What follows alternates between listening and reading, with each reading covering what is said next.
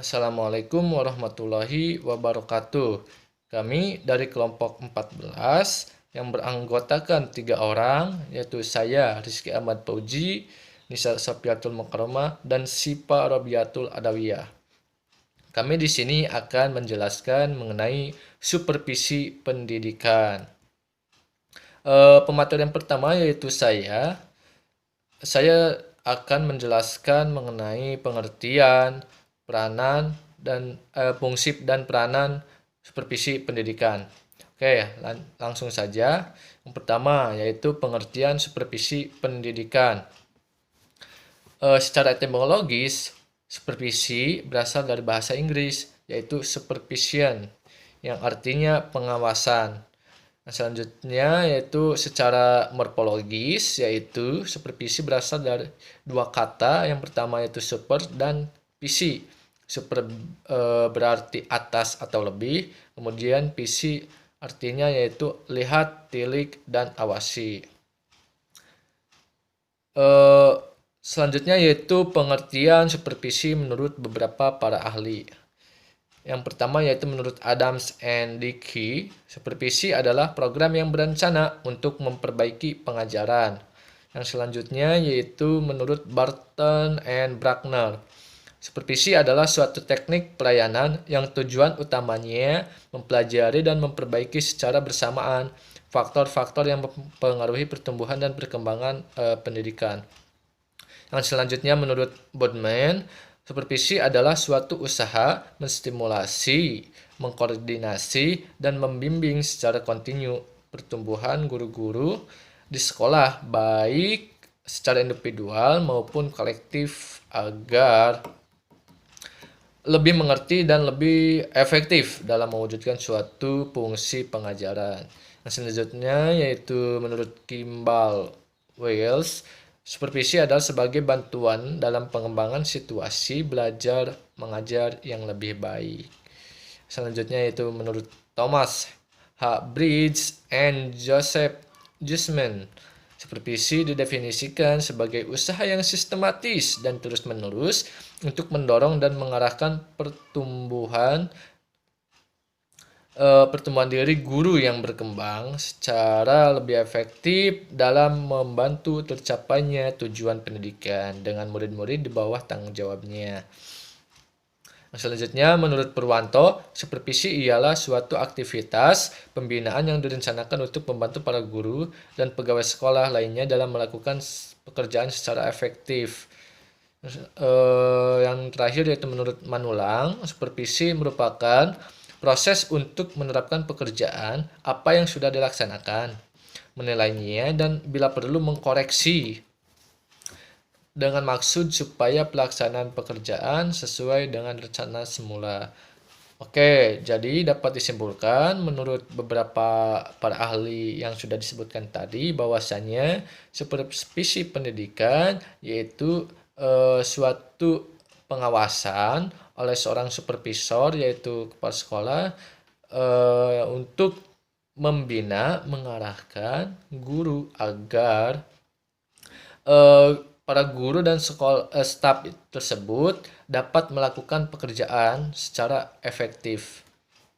Selanjutnya yaitu fungsi supervisi pendidikan. Adapun fungsi supervisi pendidikan menurut Swearingen yang dikutip dalam buku Pengantar Administrasi Pendidikan, ada 8 fungsi supervisi pendidikan, yaitu sebagai berikut. Yang pertama yaitu mengkoordinasi semua usaha sekolah. Seperti yang kita ketahui bahwasanya semua usaha sekolah tentu perlu diadakannya pengordinasian atau pengawasan agar usaha sekolah tersebut dapat berjalan dengan baik. Nah, selanjutnya yaitu memperlengkapi kepemimpinan sekolah. Maksudnya, pemimpin sekolah ini akan lebih afdol apabila melakukan pengawasan atau supervisi terhadap sekolah. Selanjutnya itu memperluas pengalaman guru. Dengan adanya arahan dari supervisor, maka otomatis guru akan memperbaiki apa kekurangannya, apa kelemahannya. Jadi pengalaman guru itu akan lebih luas. Yang selanjutnya itu menstimulus usaha-usaha yang kreatif. Yang berikutnya itu memberikan fasilitas dan penilaian yang terus-menerus. Selanjutnya yaitu menganalisis situasi belajar mengajar. Jadi dengan adanya supervisi ini, situasi belajar mengajar itu dapat dianalisis apakah sudah berjalan dengan baik ataukah perlunya adanya perbaikan dan sebagainya itu. Yang selanjutnya yaitu memberikan pengetahuan dan keterampilan kepada setiap guru atau anggota staf. Dan yang selanjutnya lagi yaitu mengintegrasikan tujuan pendidikan dan membantu meningkatkan kemampuan mengajar guru-guru. Sedangkan menurut Ametembun dalam buku Supervisi Pendidikan, terdapat 4 fungsi utama kepala sekolah sebagai supervisor dalam bidang pendidikan, yaitu yang pertama adalah fungsi penelitian. Penelitian di sini dimaksudkan untuk melihat seluruh situasi proses belajar mengajar guna menemukan masalah-masalah, kekurangan, perlengkapan kurikulum, tujuan pengajaran, metode mengajar, maupun perangkat lain di sekitar keadaan proses belajar mengajar. Penelitian tersebut harus bersumber pada data yang aktual dan bukan pada informasi yang telah kadaluarsa. Yang selanjutnya itu fungsi penilaian. Kegiatan penilaian ini dimaksudkan untuk mengetahui faktor-faktor yang mempengaruhi situasi dan kondisi pendidikan serta pengajaran yang telah diteliti sebelumnya. Kemudian dievaluasi untuk melihat bagaimana tingkat kualitas pendidikan di sekolah itu. Apakah menggembirakan atau memprihatinkan? Atau mengalami kemajuan atau kemunduran. Yang selanjutnya yaitu fungsi perbaikan. Nah, setelah diadakannya suatu penilaian, maka selanjutnya yaitu memperbaiki aspek-aspek kekurangan-kekurangan yang timbul tersebut gitu. Yaitu dengan cara memperkenalkan cara baru sebagai upaya perbaikan dan peningkatan. Hal ini dapat berupa lokal karya, seminar, simulasi, dan cara lain yang dipandang efektif untuk memberikan pengetahuan terhadap guru untuk memperbaiki misalnya dalam hal mengajar di kelas gitu. Oke, yang selanjutnya yaitu fungsi peningkatan. Meningkatkan atau mengembangkan aspek-aspek positif agar lebih baik lagi dan menghilangkan aspek negatif yang ada. Jadi ini mah yang fungsi peningkatan yaitu apabila sekolah tersebut sudah berjalan dengan baik, maka adanya peningkatan dan pengembangan aspek-aspek positif tersebut gitu. Aspek-aspek yang sudah berjalan baik tersebut, dan ada juga perbaikan dari negatif ke positif atau kekurangan-kekurangan itu menjadi dapat teratasi dengan fungsi peningkatan tersebut. Yang selanjutnya yaitu peranan supervisi pendidikan. Menurut Rifai dalam Syahril, peranan supervisi pendidikan ada 7 macam. Antara lain yang pertama yaitu supervisi sebagai kepemimpinan. Supervisor sebagai pemimpin harus mempunyai kemampuan dalam mempengaruhi guru dalam meningkatkan kemampuan profesionalnya sehingga proses belajar mengajar menjadi lebih baik dan efektif. Yang selanjutnya itu supervisi sebagai inspeksi. Tujuan inspeksi yaitu untuk mendapatkan data atau informasi mengenai pelaksanaan proses belajar mengajar. Nah, inspeksi ini biasanya dilakukan secara mendadak untuk mengetahui bagaimana proses belajar mengajar gurunya di kelas itu. Untuk pengumpulan data tersebut untuk mengetahui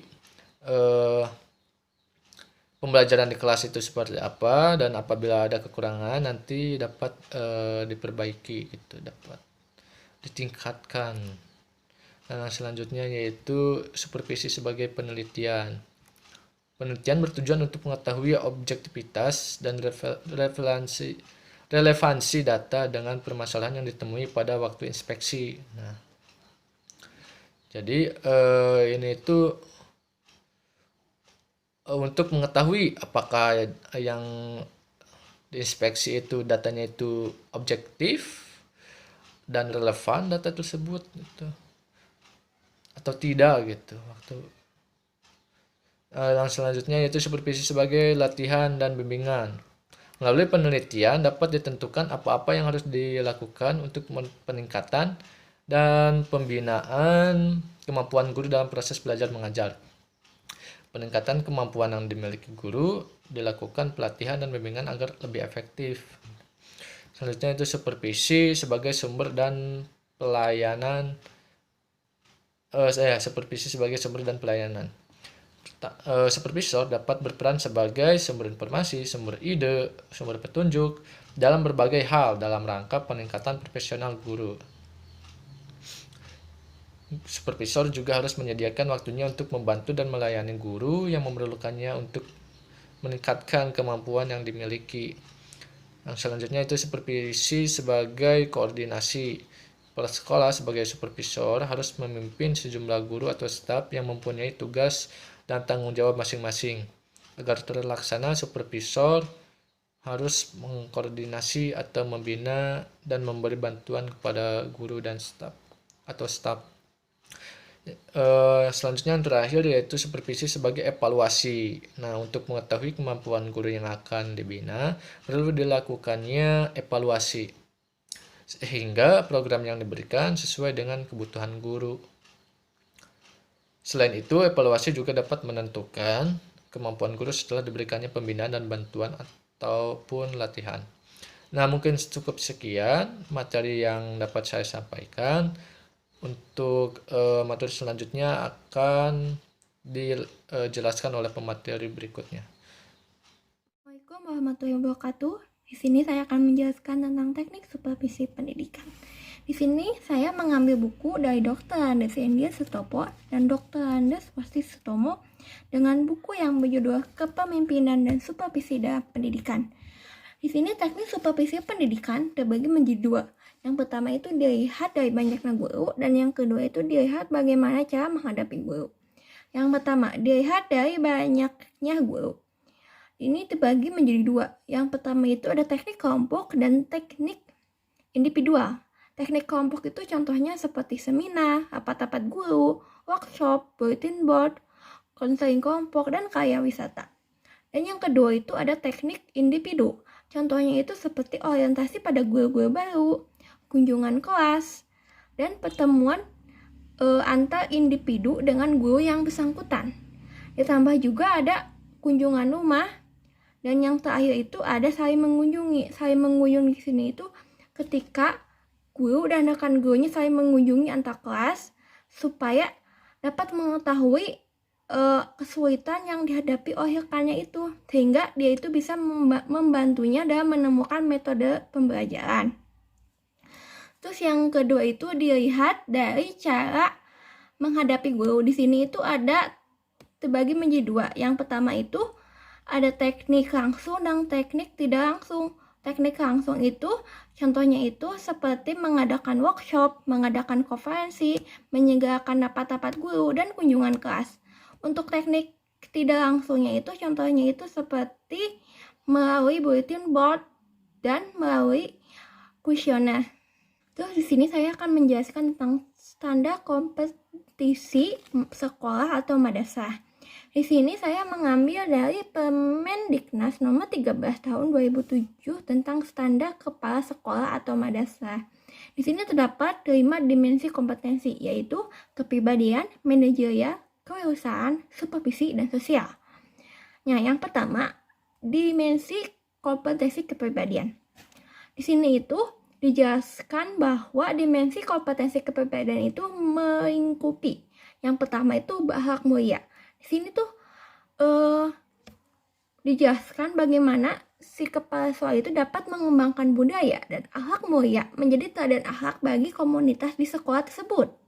Terus yang kedua itu memiliki integritas kepribadian sebagai pemimpin. Yang ketiga itu memiliki keinginan yang kuat dalam mengembangkan diri sebagai kepala sekolah.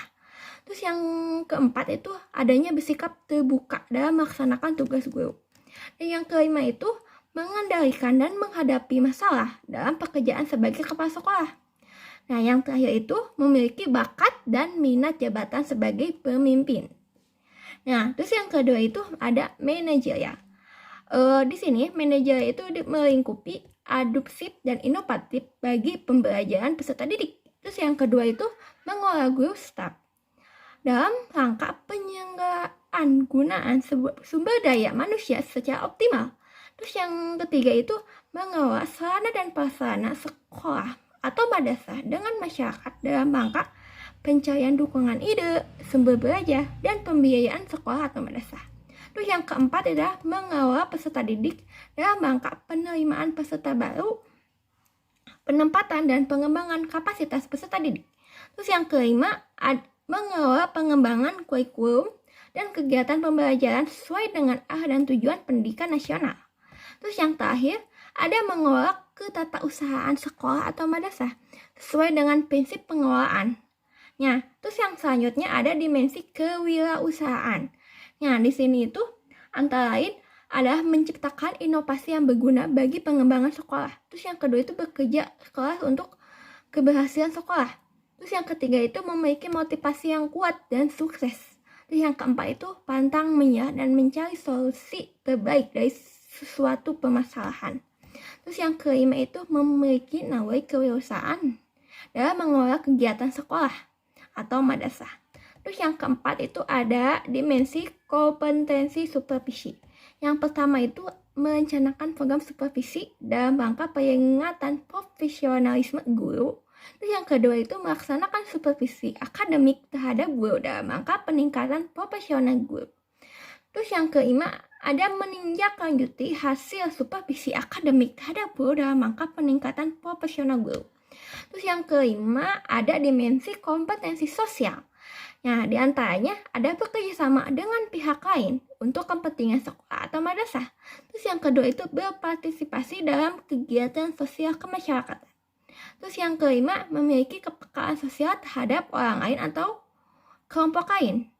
Nah, selanjutnya akan dijelaskan oleh Siva. Assalamualaikum warahmatullahi wabarakatuh. Nama saya Siva Robiatul Adawiyah. Di sini saya akan menjelaskan tentang perbandingan supervisi pendidikan negara Indonesia dengan negara Cina dan negara Nigeria. Yang pertama yaitu supervisi pendidikan di negara Indonesia. Sebagian orang di negara Indonesia menganggap bahwa tugas supervisor itu merupakan pekerjaan yang sangat sederhana. Mereka menganggap bahwa tugas supervisor hanya mengamati guru yang sedang melaksanakan proses belajar mengajar, kemudian mengisi instrumen. Selain mengawasi dan mengisi instrumen, seorang supervisor juga memiliki tanggung jawab dalam membantu tenaga pendidik atau guru untuk menggali potensi dan meningkatkan kemampuan yang dimilikinya dalam proses belajar mengajar. Tercapai atau tidaknya suatu tujuan pendidikan dilihat dari tenaga pendidik atau yang sering kita sebut dengan seorang guru. Di era milenial yang serba mengandalkan teknologi seperti ini, hendaknya seorang pendidik dituntut untuk bisa menggunakan teknologi-teknologi yang mendukung berjalannya proses belajar mengajar. Namun, di Indonesia masih ada pendidik yang masih gagap dalam penggunaan teknologi. Selain gagap teknologi, tidak meratanya penyaluran fasilitas, sarana dan prasarana dalam proses belajar mengajar dapat mempengaruhi mutu pendidikan dalam mencapai tujuan pendidikan. Hal tersebut juga dapat mempengaruhi pendidikan yang ada di Indonesia. Di Indonesia, seorang pendidik dituntut untuk kreatif dan inovatif dalam menjalankan tugas agar proses belajar mengajar tetap berjalan dengan baik. Meski sarana dan prasarana yang ada di Indonesia itu terbatas. Untuk itulah peranan supervisi pendidikan harus dilaksanakan dengan mestinya, agar mutu dan tujuan pendidikan di Indonesia tercapai dengan maksimal dan kualitas pendidikan di Indonesia dapat bersaing dengan negara maju lainnya. Serta mengurangi hal-hal yang dapat menurunkan mutu pendidikan di Indonesia yang pada akhirnya melahirkan generasi-generasi penerus bangsa yang memiliki mutu yang kurang. Sehingga Indonesia dipandang rendah oleh negara lainnya. Oleh karena itu, untuk mengatasi semua itu, guru dan supervisor harus mampu bekerja sama dalam mengembangkan kualitas pembelajaran sehingga peserta didik mampu mengembangkan potensi yang dimilikinya.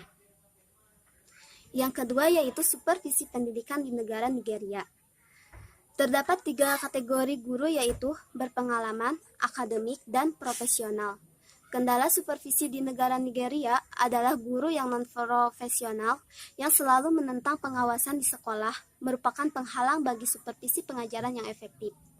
Personil yang tidak memadai membuat banyak sekolah mengalami kesulitan dalam hal mengajar dan pembelajaran karena tidak adanya staf yang memenuhi syarat di beberapa bidang studi dan banyak pengawas yang tidak memadai dan tidak memenuhi kriteria dalam sistem pendidikan.